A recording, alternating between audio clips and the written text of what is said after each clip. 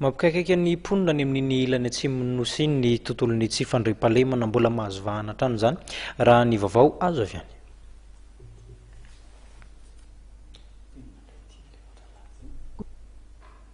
Raha nitaritra avy amin'ny solombavambahoaka ny Amboasary Atsimo dia mitony fanafian-dahalo taorian'ny fisafonana ataon'ny mpitandro filaminana tany toerany. Anisan'ny trangan'izay tamin'ity androany ity ny tao Andrandambo, toerana fitrandrahana safira. Tafakatra efajato ny tranomay ary 520 ny trabonan'ny Tsopinenana ao amin'ny renivohitry ny distrika amin'izao fotoan'izao. Raha nanontaniana momba ny tsy fandriam-pahalemana ny Atsimonosy dia nilaza ny Premier Ministre Dr Coly Roger fa mijery akaiky momba izay ny gouvernemanta. Io dia efa misy conseil de gouvernement, mini conseil de gouvernement tsy hiakizanona mihitsy momba an'io. Efa misy zao olona lasa any ronjato mahery natao renforcement any mba hanampy any miaramila zay eo toerana.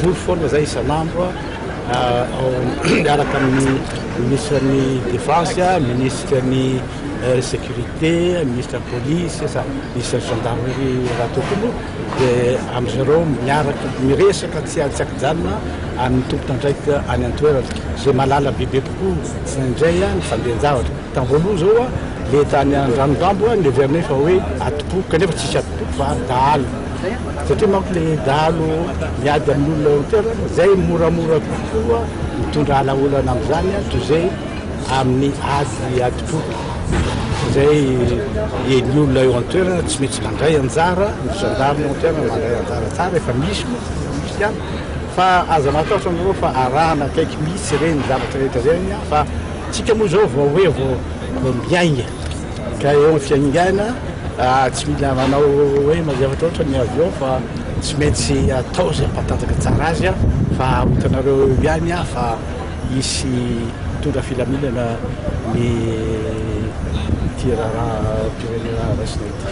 Anisan'ny tsy mandry fahalemana noho ny asan-dalo ihany koa ny ao amin'ny distrikana Kazoaba Atsimo.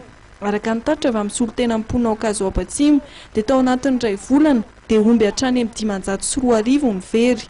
Ny mponina ao amin'ny distrikana Kazoaba Atsimo izay miantso ny tompon'andraikimpanjakana hijery akaiky momba azy ireo.